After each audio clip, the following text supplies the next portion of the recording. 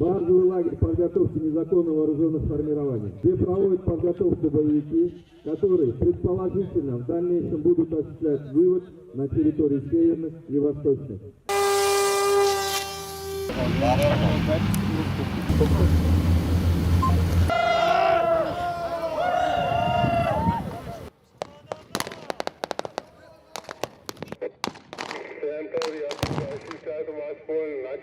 Был нанесен в это же время сверху вас.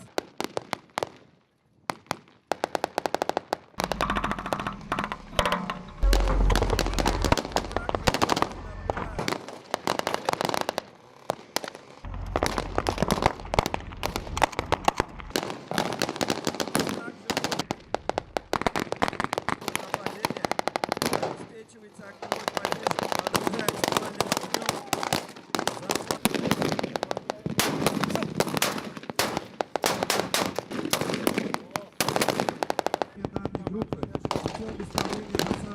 Группами нападения прибывают сотрудники УВД.